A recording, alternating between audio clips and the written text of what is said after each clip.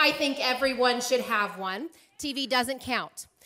One of my hobbies is collecting fine art, and I have a particular interest in the works of young, undiscovered artists. As the mother of these two curious and creative children, I am the frequent recipient of original artwork, which I dutifully hang on that hallowed place, the refrigerator door, and of course my office wall. As children, we all created gifts like this for our parents and our grandparents, like even strangers. But somehow, this urge to create fades with time and our focus in gift-giving shifts. Nothing says I love you like a Target gift card. Fortunately, however, I've had some mentors in my life who've taught me that it's worth the effort, the time, and the risk to make gifts with my own hands, to be a little like Martha, though less neurotic. No offense, Martha, I love you. One of my teachers was my mother. My mother is a talented seamstress, and she often made gifts for my sister and me. And I remember in particular, one Saturday morning, I was about 10 years old, and the next day was our church's annual old-fashioned day where we all would dress up like pioneers. I know it's weird, but anyway, that's what we did. And I made a bargain with my mother. If I helped with the chores, I would get a new prairie dress. This worked out great until a friend called and invited me on a play date. And Mom said, you have to make a choice. You can stay here and get a new dress, or you can go on the play date and go without. Well, being 10, I chose the latter.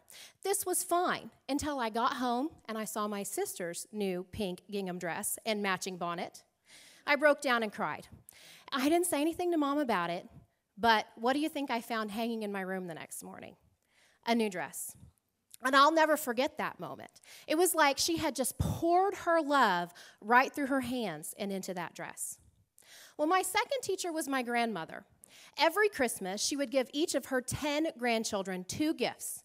One would be from our wish list, and the second would be a handmade crocheted Christmas ornament that she'd spent months creating. So one year, I got a cassette tape of Garth Brooks' latest hits and a handmade snowflake. Which one of these things do you think I still have? Well, it'd probably be worth something now. My third teacher was a charming, if a little bit more than slightly nerdy young man named Brian. Brian used to sit next to me in calculus, and he would fold me these little paper origami animals. And before I knew it, I had this paper menagerie in a shoebox under my bed. Well, when Brian made me a bouquet of paper flowers and scented them with rose oil, I fell head over heels. I mean, who wouldn't? Well, this July, that nerdy young man and I will be married 12 years. Yeah, he's right over there. And I'm fully expecting a dozen paper roses. So if we love these gifts so much, why do we stop making them? Well, the first reason we say is we don't have time. Look, you have time in your life for Twitter and American Idol and Taco Tuesday. You have time to make gifts for somebody. The second reason is risk. We don't want to disappoint the recipient. Come on, I mean, how shallow have we gotten as a society when we'd rather get a sweater that's not even going to fit next year or a GPS that's just going to get you lost anyway than a heartfelt sentiment from a loved one? The third and most common reason I hear is we're not creative enough. Well, that's a load of bull, okay? Because how many kindergartners do you know who just sit around staring at blank pieces of paper and say, I'm just not a right-brain thinker? They just pour themselves out, and that's what we need to do.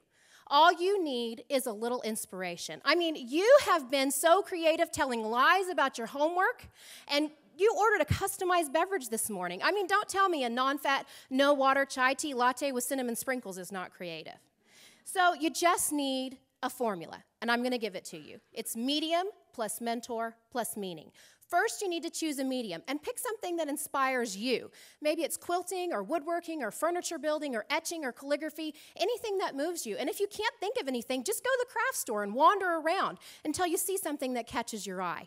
You're looking for something that gives you a voice because that's what makes it so special. You're sharing part of yourself. Second, you need to find a mentor. Find someone who does what you want to know how to do and ask them to show you how to do it. Just tweet it, you're going to get tons of response. You can also go to a paint studio or a beadery and take a class. It's really cheap because they know you're going to be back for supplies. Thirdly, and most importantly, you need to give it meaning. Make something that matches your lover's eyes. Stitch out their favorite poem. Just pour yourself out. Your gift is probably never going to be in a gallery, but I promise it's going to be remembered. I'm Christy Burcham. Go home and make something.